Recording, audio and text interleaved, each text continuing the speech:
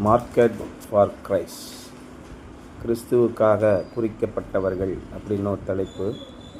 கலாத்தியர் 6ஆம் அதிகாரம் 17ஆம் வசனம். ஃபைனலி, இனிமேல் ஒருவனும் எனக்கு வருத்தம் உண்டாக்காதிருப்பானாக, கர்த்தராகிய இயேசுவின் அச்சு அடையாளங்களை நான் என் சரீரத்திலே தரித்து கொண்டிருக்கிறேன். Finally, let no one cause me trouble, for I bear on my body the marks of Jesus. இயேசு கிறிஸ்துவின் அச்சு அடையாளங்களை நான் என்னுடைய உடலிலே தரித்திருக்கிறேன், என்னை போட்டு தொல்லை பண்ணாதீங்க அப்படின்னு பவுல் சொல்கிறார். In Paul's day, it was not unusual for the follower of some heathen god or goddess to be branded with the mark of that idol. இந்த குஜராத் பக்கத்தில் ஒரு கிராமங்களில் பார்த்தீங்கன்னா, பெண் பிள்ளைகள் பிறந்துட்டாங்கன்னா உடம்பு முழுவதும் மூஞ்சிலெல்லாம் பச்சை குத்தி விட்டுருவாங்க ஆதிவாசியில். ஏன்னா அந்த பிள்ளைகளை அந்த கிராமங்கள் அந்த காட்டில் இருக்கிறவங்க எடுத்து கொண்டு போடுவாங்க அப்படின்னு சொல்லிட்டு, சின்ன பிள்ளையாக இருக்கும்போதே ஒரு 4 வயசு 5 வயசாகும்போது மூஞ்சி பூரா பச்சை குத்தி விட்டுருவாங்க. இது பல காலங்களாக வந்துக்கிட்டே இருந்தது. இதை பார்த்து மிஷினரிகள்லாம் போய் அவங்களுக்கு கல்வியை சொல்லி கொடுத்து, இதெல்லாம் இப்போ போலீஸ் இருக்குது, சட்டம் ஒழுங்கு இருக்குது, உங்களுக்கு எந்த பயமும் இல்லை அப்படியெல்லாம் சொல்லி அவங்களுக்கு எவ்வளவோ கல்வி அறிவுப்படுத்த விடா கூட கடைசியாக ஒரே ஒரு பொண்ணு இப்போ போன வருஷம்தான் அந்த டேட்டூ அந்த பச்சை குத்தாமல் தப்பிச்சு வந்துருக்கு. அந்த பிள்ளை தான் மொதல் பிள்ளை, 20 வயசாகிருக்கு. அந்த பிள்ளைய ஃபோட்டோ போட்டிருந்தாங்க. அந்த சந்ததியிலேயே இதே மாதிரி பவுலுடைய நாட்களிலும் இந்த மாதிரி புறஜாதிய ஹீத்தன் காட் ஆர் காடஸ் நிறைய கடவுளர்கள் இருந்தாங்க. ஒரு இனக்குழுவுக்கும் கல்ட்டுன்னு பேர். இன்றைக்கி எப்படி பெந்தேகோஸ்தே சர்ச்சில் பார்த்தீங்கன்னா, கும்பகோணத்தில் எடுத்துக்கிட்டிங்கன்னா ஒரு 250 சர்ச் இருக்கும். ஒரே கடவுளை கும்பிடுகிறார்கள், ஆனால் 250 சர்ச். ஏன் அப்படி சர்ச் இருக்குது அப்படின்னு கேட்டிங்கன்னா, அவர் சொல்கிறது இவர் ஏற்றுக்க மாட்டார், இவர் சொல்கிறது அவர் ஏற்றுக்க மாட்டார். இது மாதிரி தான் அன்றைக்கி இருந்தது. ஆயிரக்கணக்கான கடவுளர்கள், மொத்தம் நமக்கு இருக்கிற கடவுளர்கள் 33 கோடி தேவர்கள் நமக்கு இருக்கிறாங்க. எல்லா பேரும் தனித்தனியாக கும்பிட வேண்டியது. ஒருத்தன் சொல்கிறது இன்னொருத்தன் கேட்க மாட்டான். கிறிஸ்துவானவரையும் பரிசுத்த ஆவியானவரையும் தேவாதி தேவனையும் வணங்குகிறவர்களே ஒரு கொள்கைக்குள்ளே வரமாட்டாங்க. இப்போ நம்ம சர்ச்சில் எடுத்துக்கிட்டால் ஆளுக்கு ஒன்று சொல்லுவான். ஒரே சர்ச்சில் தான் இருக்கான், சரி அந்த சர்ச்செலாம் வேணாயான்னு இந்த சர்ச்சுக்கு வந்துட்டான். இருந்தாலும் பார்த்தீங்கன்னா ஆளுக்கு ஒரு கொள்கை இருக்கான், ஆளுக்கு ஒரு குறிக்கோள் இருக்கும். பவுலோடைய காலத்துலேயும் இன்னொரு அந்த பழங்குடியினர் மதத்தை சேர்ந்தவர்கள் என்ன பண்ணிட்டு இருந்தாங்கன்னா, அந்த காலத்தில் ரோமர்கள்லாம் மேலே அச்சாடையாளங்களை டேட்டூ மாதிரி ஊசியை வச்சு குத்திப்பாங்க. In Paul's day, it was not unusual for the follower of some heathen god or goddess to be branded with a mark of that idol. அந்த விக்கிரகத்தை தங்களுடைய உடலிலே வரைந்திருப்பார்கள், பச்சை குத்தி இருப்பாங்க உடம்பு போகிற. இன்றைக்கும் கூட ஆஸ்திரேலியன்ஸ்லாம் இன்னும் பச்சை குத்திட்டுருக்காங்க. அதேமாதிரி தாய்லாந்தில் இருக்கிறவங்களாம் பச்சை குத்துறாங்க கை பூரா. அந்த மாதிரிலாம் இன்னும் நடக்குது. அந்த பாரம்பரியம் இன்னும் விட்டு ஓயலை. 2000-3000 ஆண்டுகளுக்கு முன்பாக அப்படி தான் இருக்குது, இன்னும் அப்படி தான் இருக்குது. He was proud of his God and wanted others to know it. தான் எந்த கடவுளை பின்பற்றுகிறான் என்பதை குறித்து அவனுக்கு பெருமையாக இருக்கும். மற்றவர்களும் நான் யாரை சார்ந்தவன் என்பதை தெரிந்து கொள்ள வேண்டும் என்று வைத்துக்கொள்கிறார்கள். இன்றைக்கும் நம்ம மக்களுடைய மனதளவிலே அந்த பாதிப்பு இன்னும் இருக்குது. தனிப்பட்ட சுதந்திரமான வாழ்க்கை வாழ்வதற்கு யாருக்கு விருப்பம் இல்லை. யாராவது ஒருத்தர் பின்பற்றிக்கிட்டு இருப்பாங்க. பசங்களாம் என்ன பண்ணுறாங்க, தோனின்னு போட்டு டிஷர்ட் போட்டுக்குவான், கையில் வரைஞ்சி வச்சுருப்பான், டேட்டூ வாங்கி ஸ்டிக்கர் வாங்கி தேய்ச்சிக்குவான். இல்லையா? அப்படிமா இல்லையா? இதையெல்லாம் நான் யாரை பின்பற்றுகிறேன் என்பதை காண்பிப்பதற்காக இன்றளவும் செய்கிறார்கள். அதே மாதிரி பச்சை கொத்திக்குவான். யார் பேரை போட்டு ரஜினி, அஜித், விஜய் அப்படின்னு பச்சை கொத்தி வச்சுருப்பாங்க. பார்த்துறீங்களா? அவ்வளோ தீவிரமான ஆதரவாளர்கள், வெறி கொண்ட ஆதரவாளர்கள் இருப்பாங்க. அந்த காலத்திலே அப்படி தான் இருந்தது. இந்த சேம் வே, அதே விதத்திலே Paul was branded for Jesus Christ. Paul என்ன சொன்னாங்க, இயேசு கிறிஸ்துவின் தூதன் அப்படின்ற மாதிரி இவன் போட்டு கொள்ளுவாயா டெய்லி காலையில் ஏசுன்ட்டு என்னத்தையாவது போட்டு உருட்டிட்டு கிடப்பான் அப்படின்னு பவுலை பற்றி பார்க்குறவங்களாம் சொன்னாங்க. அவர் ஏன் கேட்குற, அவர் இந்த மாதிரி கெட்டதெல்லாம் போக மாட்டார், தேவையில்லாத வேலையை பேச மாட்டார், எப்போ பார்த்தாலும் இயேசு கிறிஸ்துன்னு சொல்லிக்கிட்டு இருப்பார், நல்லதை செய்யுங்க, இந்த மாதிரி உதவுங்க, ஏதாவது சொல்லிக்கிட்டு இருப்பார். கெட்ட வழிகளில் போகாதீங்கன்னு சொல்லுவார். உங்கள்கிட்ட வந்து சண்டை போட்டால் நீ சண்டை போடாதன்னு சொல்லுவார். இன்னமோ பெரிய இவர் தான் இயேசுன்னு நினச்சிக்குவாரியா அப்படின்னு அவரை பற்றி சொன்னாங்க. In the same way, Paul was branded for Jesus Christ. It was not a temporary mark, but a permanent mark that he would take to his grave. சாகும் வரைக்கும், கல்லறைக்கு போகும் வரைக்கும் அவர் அதை தன்னுடையதாக நிரந்தரமான ஒரு அச்ச அடையாளமாக ஆக்கி கொண்டார். அவரை பார்க்கிறவர் யார் என்ன சொன்னாங்க? அன்றைக்கி மேட்டுப்பாளையத்தில் அந்த ஐயர் சொன்னது எனக்கு ரொம்ப பிடிச்சிருந்துச்சு. கிரேக்கர்கள் வந்தாங்க பஸ்கா பண்டிகைக்கு. நாங்கள் இயேசுவை போய் பார்க்க வேண்டும் அப்படின்னு 2-3 பேர்கிட்ட சொன்னாங்க. பிரதர், இயேசுன்னு ஒருத்தர் இங்கே இருக்காராமே, யார்கிட்ட பார்க்கலாம்? இயேசுவை பார்க்கணுமா? இங்கே வாங்க, பிலிப்புன்னு ஒருத்தர் இருக்கார், அவரை பார்த்தீங்கன்னா இயேசுவை பார்த்த மாதிரி தான். அப்போ பிலிப்புவை போய் காட்டுறாங்க. ஏன் வேறு யாராவது காட்ட வேண்டியதானே? பிலிப்பு இயேசுவை போல் வாழ்ந்து வந்தார். இயேசுவின் அச்சடையாளங்களே அவர் அணிந்திருக்கிறார். அவங்க குரூப்பியா? இயேசு குரூப்பு.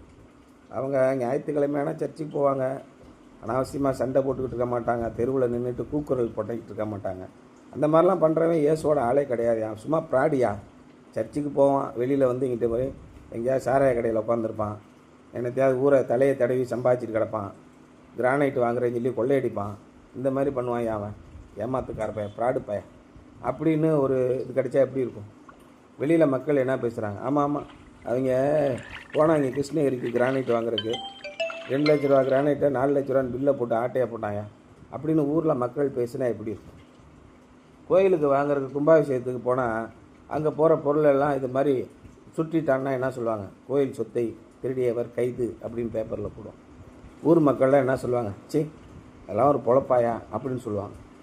ஆனால் பிலிப்பிட்ட போய் ஐயோ அந்த பையலா, அவன் இயேசு கூடயே திரிவாயா, ஒன்றுத்துக்கும் லாய்க்கு கிடையாது, பிழைக்க தெரியாத பையன், எல்லாம் நேர்மை நீதி நியாயம் இப்படியே சொல்லிக்கிட்டு இருப்பான். அதெல்லாம் அசுத்தமான காரியங்கள் எதையும் செய்ய மாட்டான். நீங்கள் அவனை பார்த்தீங்கன்னா இயேசுவை பார்த்துடலாம் அப்படின்னு சொல்லி அந்த கிரேக்கர்களை பிலிப்பிட்ட கொண்டு வராங்க. பவுல் அதே மாதிரி இருக்கார். இயேசு கிறிஸ்துவின் அச்சு அடையாளங்களை தரித்திருக்கிறார். பேதுரு என்ன பண்ணார்? பிராமணர்கள்லாம், நம்ம பிராமணர்கள்லாம் தனியாக இருக்கணுங்க, யூதர்கள் தானே பிராமணர்கள், நம்ம பிராமணர்கள்லாம் தனியாக இருக்கணும், அவள்லாம் சேர்க்காதீங்க அப்படின்னு பேதுரு சொல்கிறான். திருப்படியும் கிராமத்துக்கு வந்தோடனே என்ன சொல்கிறான்? நம்மளாம் இயேசு கிறிஸ்துக்கு ஒரு எல்லாரையும் இயேசு கிறிஸ்து சேர்த்துக்கிட்டாருங்க, நீங்கள் வாங்கங்கிறான். அங்கே இப்போ டவுனுக்கு போனால் பிராமணால் சங்கத்தில் தான் இருக்கணும் அப்படிங்கிறான். மாற்றி மாற்றி பேசுகிறான். இந்த பார்த்திபன் கூட ஒரு படத்தில் கேட்பான்ல, யோ குடிச்சிருக்கியா, மாற்றி மாற்றி பேசுகிற அப்படிமான்ல. அது மாதிரி பேதுருடைய வாழ்க்கை முழுவதும் மாற்றி மாற்றி பேசிகிட்டு இருப்பார். ஆனால் பவுல் என்ன பண்ணாருன்னா ஒரே அடி தான். என்னைக்கு என்னை ஆட்கொண்டாரோ அன்று முதல் கம்ப்ளீட் சரண்டர். ஆண்டவரே, நான் என்ன செய்ய வேண்டும் சொல்லுங்கள். அவருடைய அச்ச அடையாளங்களை அப்படியே தரித்து கொண்டான். அவருக்காக நான் வாழ்வேன், எது தேவனுடைய வழியோ அதிலே தான் நடப்பேன். அப்போ என்ன சொல்கிறாரு? கிரேக்கன் என்றும் இல்லை, யூதர் என்றும் இல்லை, அடிமை என்றும் இல்லை, சுயாதீனன் என்றும் இல்லை, ஆண் என்றும் இல்லை, பெண் என்றும் இல்லை, விருத்த சேதனம் பண்ணினவன் என்றும் இல்லை, சுன்னத் பண்ணவன் இல்லை, சுன்னத் பண்ணாதவன் இல்லை, எல்லாரும் ஒருவர். நீங்கள் உடல் ரீதியாக எந்த மாற்றத்தையும் செய்ய வேண்டியதில்லை, புது சிருஷ்டியை காரிய கர்த்தி. அப்போ காரியம் அப்படின்னு இயேசு கிறிஸ்து என்ன சொன்னாராக? எப்பா, நீங்கள் மனம் திரும்பி பிள்ளைகளை போல் ஆகாவிட்டால் அதனால் ஒரு பிரயோஜனம் கிடையாது, நீங்கள் பரலோக ராஜ்யத்துக்கு போக மாட்டீங்க. பிள்ளைகள் எப்படி இருப்பாங்க? 2 பேர்கிட்ட சண்டை போட்டாங்கன்னா மறுபடியும் போய் சிரித்து பேசிகிட்டு இருப்பாங்க. எந்த கள்ளம் கபடமும் இல்லாமல் நீங்கள் மனதை திருத்தி, நீங்கள் உடலை சுத்திகரித்து கொண்டு காலையில் தூர்த்தம் குடித்து வெள்ளாடை தரித்து மலர் கொண்டையில் மலர்களை வைத்து கொண்டு என்னை வந்து தொழுது கொள்ள வேண்டும் சொல்லவே இல்லை. மனம் திரும்புங்கள், உங்களுடைய பொல்லாத வழிகளை விட்டு திரும்புங்கள், உங்களுடைய எண்ணங்களை சுத்திகரியுங்கள். இதை தான் இயேசு கிறிஸ்து சொன்னார். இந்த அச்ச அடையாளங்களை பவுல் தரித்து கொண்டிருக்கிறார். It was not a temporary mark. தற்காலிகமாக நம்ம ஆள் பார்த்தீங்கன்னா, ஐயோ இவனுங்களை நினச்சாலே எனக்கு வயிற்றெரிச்சலாக இருக்குது. சர்ச்சில் ஏறி மேடையில் போயிட்டானா, அன்பான சகோதர சகோதரிகளே கர்த்தருடைய நாமத்தினாலே அப்படிங்கிறான். இங்கே வந்தால் என்ன பிரதர் நல்லா இருக்கீங்களான்னு கேட்குறான். மாற்றி மாற்றி பேசுகிறான். ஞாயிற்றுக்கிழமையான பரிசுத்தவாளனுடைய மேக்கப் போட்டுக்கிறான். வெள்ளை ட்ரெஸ்ஸு, கையில் பைபிள் இப்படி இடுக்கி வச்சுக்குவாங்க, அப்படியே முகத்தில் ஒரு சாந்த சொருபியோட அடையாளம். கிறிஸ்தவர்கள் அவ்வளோ மோசடி பண்ணிக்கிறாங்க இன்றைக்கி காலத்து. அப்படியே ஒரு சிரிப்பான் ரெடிமேடாக, பிரதர் நல்லா இருக்கீங்களா பிரதர் அப்படின்னு. ஆனால் என்ன, உள்ளத்திலே, அதான் இயேசு சொன்னார், உள்ளத்திலே அவர்கள் வெள்ளையடிக்கப்பட்ட கல்லறைகள், உள்ளே அசுத்தம் நிறைந்திருக்கிறது. வெளியே ஞாயிற்றுக்கிழமானவனே கிறிஸ்தவ மாதிரி வேஷம் போடுறான். அந்த மாதிரி இல்லை. It was not a temporary mark but a permanent mark. வாரம் முழுவதும் மாதம் முழுவதும் 24/7 அவர் அப்படித்தான். அவர் நிரந்தரமானவர். தன்னுடைய உடலிலே தன்னுடைய உள்ளத்திலே அவர் கிறிஸ்துவின் அடையாளங்களை தரித்திருக்கிறார். நார் did he receive is brands in an easy way. மிகவும் எளிதான விதத்திலே அவர் அந்த அச்சடையாளங்களை பெற்றுக்கொள்ளவில்லை. He had to suffer repeatedly to become a marked man for Christ. எத்தனையோ முறை கப்பர் சேதங்களிலும் பட்டயங்களிலும் கொலை முயற்சிகளிலும் பசியிலும் நிர்வாணத்திலும் ட்ரெஸ் எல்லாம் உருவிட்டு அடித்து திறத்துறாங்க. நிர்வாணத்திலும் அவமானத்திலும் எல்லாவற்றிலும் தண்டனைகளிலும் 4-5 வருஷம் ஜெயிலில் போட்டு கொள்கிறாங்க. எல்லா பாடுகளையும் அனுபவித்து அப்போதும் கிறிஸ்துவுக்காக நிரந்தரமாக ஒரு பிராண்ட் அவர் வைத்திருக்கிறார். எவ்வளோ அற்புதமான விஷயம். It was also the practice in that day to brand slaves so that everyone would know who the owner was. நாங்கள் சின்ன பிள்ளையாக இருக்கும்போது கழுதை வளர்ப்பாங்க. எங்கள் ஊரில் நிறைய கழுதைகள் இருக்கும். ஊர் பூரா 50 கழுதை 60 கழுதை இருக்கும். அந்த கழுதைக்கு என்ன பண்ணுவாங்க, ஒரு தகரத்தில் இப்படி கம்பியில் இப்படி எஸ்ஸு இல்லைன்னா யூ இப்படி ஏதாவது வளைச்சி கம்பியை சூடு பண்ணி அதோட தொடையில் வச்சு அழுத்திடுவாங்க. அது புண்ணாகி போயிடும். அப்புறம் புண்ணாகி ஆறினோடனே அந்த தோலில் தழும்பு வந்து எஸ்ன்னு இருக்கும், யூன்னு இருக்கும், முனியாண்டின்னு இருக்கும். ஏதாவது ஒன்று வச்சு சூடு பண்ணி வச்சுருவாங்க. அந்த கழுதை வந்து முனியாண்டியோட கழுதை அப்படின்னு வச்சுருப்பாங்க. அது மாதிரி அந்த காலத்தில் ஆபிரகாம் லிங்கன் வந்து தான் அடிமை தலையை ஒழித்தார். அதுக்கு முன்னாடி ஆப்பிரிக்காவை சேர்ந்த கருப்பின மக்களை வந்து அடிமைகளாக வைத்திருந்தார்கள் வீட்டு வேலைக்கு. அவங்க காலம் பூரா அடிமையாக இருக்கணும். அவங்களுக்கு எந்த விதமான சுதந்திரம் கிடையாது. ஆண்களும் பெண்களும் அடிமை வேலையை செய்தார்கள். அந்த அடிமைக்கு என்ன பண்ணுவான், தோள்பட்டையில் சூடு கம்பியை வச்சு சூடு வச்சு பயிற்சி விட்டுருவான். இது இவங்களோட அடிமை அப்படின்னு. It was also the practice in that day to brand slaves so that every one would know who the owner was. Paul was the slave of Jesus Christ and he wrote the Lord's mark to prove it. இயேசு கிறிஸ்துவுக்கு நான் அடிமையாகிறேன். இயேசு கிறிஸ்துவின் அச்சடையாளங்களை நான் தரித்திருக்கிறேன். அவருக்காகவே நான் வாழ்வேன் என்பதை பவுல் நிரூபித்து காண்பித்தார். It is worth noting that sin brands a person. ஒன்றை நீங்கள் குறித்து கொள்ளுங்கள், ஒரு பாவம் செய்வது உங்களை யார் என்பதை காட்டிவிடும். இந்த சமுதாயத்திலே நீங்கள் என்ன விதமான ஆள் என்பதை காமித்துவிடும். அவரா, ஆமாம் கள்ளச்சாரம் வைப்பார் தெரியும், ஏகப்பட்ட குடும்பத்தை நாசம் பண்ணியிருக்காரு, அந்த ஆள் தானே சொல்கிறீங்க. ஆமாம் அந்த போதை வியாபாரி ஒருத்தர் இருப்பான், ஒயின் ஷாப் வச்சுருந்தார், 20 ஒயின் ஷாப் வச்சுருந்தார், நாட்டையே குட்டிச்சோறாக்குனது அந்த ஆள் தான். அவர் கொள்ளையடிப்பாருங்க, ஏகப்பட்ட கொள்ளையடிப்பார். எதுவுமே இது பண்ணுறாமல் கஞ்சா கடத்துவார், சாராயம் கடத்துவார், அந்த வேலையில் இருந்தார். அவர் வாத்தியாராக இருந்தாருங்க. நல்லா ஸ்ட்ரெயிட் ஃபார்வர்டாக இருந்து ரிட்டையர்ட் ஆனார். எந்த இதையும் நல்லது கெட்டது எதுவுமே அவர் அநியாயத்துக்கெலாம் போக மாட்டார். அவர் விஏஓவாக இருந்தார். பிழைக்க தெரியாத ஆளுங்க, காசு வாங்காமல் பாருங்கள் கூரை குடிசையில் உட்காந்துருக்காரு. இன்னொரு அவர் ஆரையாக இருந்தார். பார்த்தீங்களா, மாடி 10 மாடி கட்டடம் கட்டியிருக்காரு, ஃபுல்லாக அடித்தது தான். இப்படி ஒரு ஆளை பற்றி கிராமத்தில் பேசிக்குவாங்க, ஊரில் பேசிக்கிறாங்க இல்லையா. நீங்கள் என்ன பாவம் செய்கிறீர்களோ அது உங்களை நிரூபித்து காட்டும். அந்த புறாமரை அவன் தான் சபையை வச்சு நடத்தினான். சபையை வச்சு ஏகப்பட்ட பொம்பளைகிட்ட தவறாக நடந்து கைதானான்ல, அவன் தான் அவன். இன்றைக்கி ஜான் ஜெபராஜ் என்ன சொல்கிறாங்க, ஆமாம் அந்த இது சின்ன பிள்ளையை போய் கெடுத்துட்டான், அப்புறம் பிடிச்சி ஜெயிலில் போட்டு கிடக்காங்க. என்ன தவறு செய்கிறீர்களோ அதை உங்களை பிராண்ட் ஆக்கி கடைசி வரைக்கும் உங்களுக்கு அந்த பிராண்டு தான். It is worth noting that sin brands a person. It may mark his mind, his personality, even his body. அவனுடைய எண்ணங்கள், அவனுடைய சிந்தனைகள் எல்லாமே அப்படி தான் இருக்கும். என் தம்பி எங்கள் சித்தப்பா பையன் ஒருத்தன் மெட்ராஸில் இருக்கான், கம்பெனியில் வேலை பார்க்குறான். கம்பெனியில் இந்த மாதிரி ஸ்டாஃபுங்களை எப்படி நம்ம நடத்துறது அப்படின்னு கேட்டவுடனே அவன் வாயிலேருந்து வர்றது, நீங்கள் ஏதாவது பொம்பளைகளை சைடில் வச்சுருப்பீங்க அப்படின்னு பேசுகிறான். இவன் ஊழியக்காரன், 40 வருஷமாக ஊழியம் பார்க்குறான். அந்த பொம்பளைட்டு நீங்கள் தவறாக பழகிருப்பீங்க, இந்த பொம்பளைட்டு நீங்கள் தவறாக பழகிருப்பீங்க அப்படின்னு சொன்னவுடனே அவனை பற்றி நம்ம என்ன நினைக்க தோறுது, அவனுடைய பேச்சில் இருந்து ஓஹோ இவன் இப்படியாப்பட்டவனா, ரைட்டு. இவனுடைய எண்ணம், இவனுடைய சிந்தனைகள் எல்லாமே விபசாரத்திலே ஊறி போயிருக்குது. அவன் ஊழியக்காரன் தான், ஆனால் விபசாரத்திலே ஊறி போய் கிடைக்கிறான். அப்போது சின் என்ன செய்யுது பாருங்கள். Sin it may mark his mind, his personality, even his body. அவனுடைய மனது பூரா அசுத்தம் நிறைந்துச்சு. ஏன்னா அவன் கார்ப்பரேட்டில் வேலை பார்க்குறான், நிறைய பொம்பளை பிள்ளைகளோட வேலை பார்க்குறான்ல, அவனுடைய சிந்தனை எண்ணம் எல்லாமே அசுத்தமாக நிரம்பி இருக்குது. இருதயத்தின் நிறைவினாலே வாய் பேசுகிறது.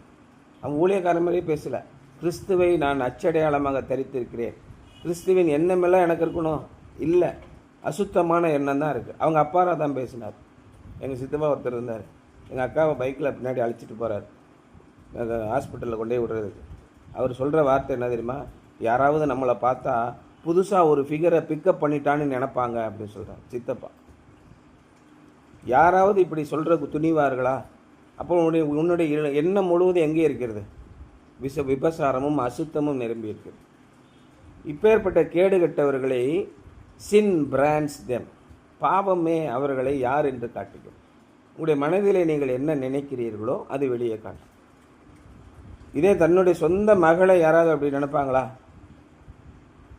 யோசனை பண்ணி பாருங்க. அதே அவன் பையனும் செய்கிறான். எப்படி?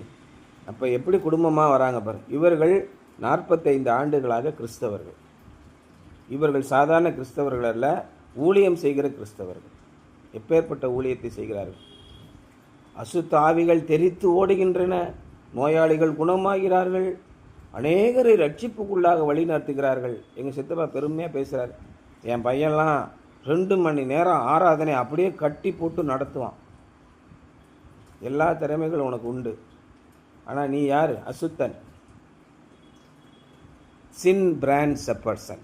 அதான் இவருக்கு ரொம்ப தெளிவாக சொல்கிறாரு. நீங்கள் எதை செய்கிறீர்களோ அதுவாகவே நீங்கள் ஆகிவிடுகிறீர்கள். Few people are proud of the sin marks they bear and conversion does not change them. சிலர் என்ன நினைக்கிறாங்க? நான் அப்படி தான் இருப்பேன். இன்றைக்கி அநேக பாதிரியார்களுக்கு என்ன ஆகுது? வாய்ப்பு கிடைக்கிது இளம் பெண்களோடு பழகுவதற்கு. நீங்கள் எச்சரிக்கையாக இருக்கணும். எந்த பயலையும் நம்பாதீங்க. அதான் பவுல் ரொம்ப தெளிவாக சொல்கிறார். எந்த ஆவியையும் சோதித்து பாருங்கள். யாராக இருந்தால் என்ன, எச்சரிக்கையாக இருங்க. they will misuse you. உங்கள் சரீரத்தை உபயோகிப்பார்கள், உங்களுடைய நேரத்தை பயன்படுத்துவார்கள், உங்களுடைய சம்பாத்தியத்தை பயன்படுத்துவார்கள், உங்களுடைய திறமைகளை பயன்படுத்துவார்கள். நீங்கள் எச்சரிக்கையாக இருங்க. அப்படி இருந்து அவன் பாவிகளாக இருந்தும் அதை பெருமையாக நினைத்து கொண்டு and conversion does not change them, அவர்கள் கிறிஸ்துவுக்கால் மாறினது எந்த வித மாற்றத்தையும் அவர்களில் ஏற்படுத்தாது. நான் இன்னைக்கு கிறிஸ்தவன் நான் மாறிட்டேன், ஒரு புண்ணியம் கிடையாது. உன்னால் ஒரு ஆணையும் பிடுங்க முடியாது. மகா கேடு உள்ளவனாக, அதான் இயேசு கிறிஸ்து சொன்னார், ஒருவனை உங்கள் மார்க்கத்தாக ஆகும்படி கிழக்குக்கும் மேற்குக்கும் எங்கெங்கேயோ அலையிறீங்க. வனாந்தர திசைக்கெல்லாம் போய் அவனை கிறிஸ்தவனாக மாற்றி அவனை முன்பிலும் அதிகமாக பிசாசின் பிள்ளைகளாக்கி விடுகிறேன். நீ கிறிஸ்தவனை நினைச்சாலே காரி துப்புற அளவுக்கு நாம் வாழ்ந்து கொண்டிருக்கிறோம். நாம் எப்படி வாழ வேண்டும்? கிறிஸ்துவின் அச்ச அடையாளங்களை நாம் தரித்து கொண்டவர்களாக வாழ வேண்டும். Thank God, those changes will come when Jesus returns. ஆனால் இவ்வளவு கேடுகட்ட நிலைமைக்கு நீங்கள் போனாலும் கூட மறுபடியும் இயேசு கிறிஸ்துவினை தேடினால் நிச்சயமாக உங்களுடைய பாவ வாழ்க்கையிலிருந்து விடுதலை கிடைக்கும். எல்லாருமே பாவிகள் தான். அவர் குற்றம் செய்து விட்டார் என்பதனால அவரை பிராண்ட் பண்ணி அந்த ஓரத்தில் வைக்க வேண்டியதில்லை. அவர்களோடு நம்ம இனிமையாக பேசலாம், ஆனால் எச்சரிக்கையாக இருங்கள். அதான் இயேசு சொன்னேன், சர்ப்பங்களைப் போல வினவு உள்ளவர்களாயிருங்கள், புறாக்களைப் போல கபடற்றவர்களாயிருங்கள். அவன் திருடன், எச்சரிக்கையாரு. நீ அதுக்கு தகுந்த மாதிரி செயல்படாத. நீ இயேசு கிறிஸ்துவின் அச்சடையாளங்களை தரித்து கொண்டவர்களாக வாழ்ந்து கொள். How much better it is to love Christ and live for him and be branded for his glory. இயேசு கிறிஸ்துவை நேசித்து அவரை போலவே வாழ்ந்து அவருக்குன்னு நாம் முத்திரை தரிக்கப்பட்டவர்களாக இருப்பது, அவருடைய அச்சடையாளங்களை தரித்திருப்பது எவ்வளோ அற்புதமான விஷயம். இந்த போன்ற ஆட்களைத்தான் எல்லாருமே தேடுவார்கள். நீங்கள் எந்த வேலை செய்தாலும், அரசாங்க பணி செய்தாலும், பிஸ்னஸ் செய்தாலும், அதை இயேசுக்கென்றே செய்யுங்கள். நேர்மையான வழியிலே செய்யுங்கள். அப்பொழுது மிகுந்த சந்தோஷம் உங்களுக்கு இருக்கும். உங்களுக்கு சோர்வு வராது. நீங்கள் படிக்கிறீங்களா, அது இயேசுக்கென்று படிங்க. ஆண்டவரே, நான் படித்து உமக்கென்று நான் ஏதாவது சாதிக்கணும் அப்படி நினச்சி படிங்க. நீங்கள் மியூசிக் ப்ராக்டிஸ் பண்ணுறீங்களா, ஆண்டவரே நான் மியூசிக் ப்ராக்டிஸ் பண்ணி உமக்கென்று எதையாவது சாதிக்க வேண்டும், இப்படி நீங்கள் ப்ராக்டிஸ் பண்ணுங்கள். நீங்கள் மனிதருக்கென்று எதையும் செய்யாதீங்க, எக்ஸாமுக்குன்னு எதையும் செய்யாதீங்க. அதான் ரொம்ப முக்கியம். இயேசு கிறிஸ்துவின் அச்சடையாளங்களை தரித்து கொள்ளுங்கள். Something to ponder. In what ways are you branded for Jesus? என்னென்ன வழிகளிலெல்லாம், விதங்களிலெல்லாம் நீங்கள் இயேசு கிறிஸ்துவின் அச்சடையாளங்களை தரித்திருக்கிறீர்கள்? அன்றாட வாழ்க்கையிலே நாம் பேசுகிற அநேகரோடு நீங்கள் அன்பிலே நிறைந்தவர்களாக பேசுங்கள். இயேசு ஒன்றே ஒன்று தான் சொன்னார், ஒரே ஒரு கட்டளை. கட்டளைகளிலே பிரதான கட்டளை என்ன அப்படின்னு அதிகம் படித்தா அவள் கேட்குறா. அவள் எங்கே படித்தா? யூதர்களுடைய கல்வி சாலையிலே. அப்போ அந்த காலத்துலலாம் மதக்கல்வி தான் இருக்கும். இப்போயும் மதக்கல்விலாம் உண்டு. அந்த மதக்கல்வி சாலை இன்றைக்கி இவங்க முஸ்லீம்கள்லாம் வச்சுருக்காங்களா மதர்சா, அது மாதிரி சின்ன பிள்ளையிலேருந்தே மதக்கல்வி அதை கற்றுக்கிட்டு ஒருத்தன் வரான். கற்பனைகளிலே மிகச்சிறந்த கற்பனை என்ன? இயேசு கிறிஸ்து. ஏன்னா இயேசு படிக்காத ஆள், அதனால் இந்த ஆளை கொண்டு போய் கோத்து விடும்டான்னு கேட்குறான். கற்பனைகளிலே மிகச்சிறந்த கற்பனை ஒன்றே ஒன்று தான், உன் தேவனாகி கர்த்தரை உன் முழு இதயத்தோடும் முழு மனதோடும் முழு ஆத்மாவோடும் நேசிப்பாயாக. அப்படியே ஈக்குவலாக இதுக்கு பேரலாம் ஒன்று இருக்குது ராஜா, அதையும் கற்றுக்க. உன்னை நேசிப்பது போல் பிறனையும் நேசி. உன்னிடத்திலே நீ எப்படி அன்பு கூறுவாயோ அதே அளவுக்கு அன்பை பிறனிடத்திலும் காட்டு. எல்லாரிடத்திலும் அன்பை காட்டு. இது ஒன்று மட்டும்தான் சொன்னார். இதை ஒன்றை எவனுமே பின்பற்ற மாட்டான், ஆனால் நாம் அதை பின்பற்ற வேண்டும். அந்த அச்சடையாளங்களை நாம் தரித்து கொண்டால் பார்க்கிறவர்கள் என்ன சொல்லுவாங்க, சே இது மாதிரி ஒரு மனுஷன் கிடையவே கிடையாது, இப்படிப்பட்ட மனிதர்களாக வாழ்கிறார்கள் அப்படின்னு நம்மளை சொல்லுவாங்க. நம்மளை என்ன சொல்லுவாங்க, இயேசுவின் பிள்ளைகள் இன்னும் சொல்லுவாங்க. அப்போ நேற்று வந்தாங்களே வெவ்வேறு சபையிலேருந்து வராங்க. ஏன் இத்தனை சபை, என்னமோ பண்ணிட்டு போங்க, என்ன சபையாக இருந்தால் நமக்கு என்ன அப்படின்னு போகிறாங்க. யோசிச்சு பாருங்கள். நாம் அப்படி வாழக்கூடாது என்பது தான் இன்றைய சிந்தனை.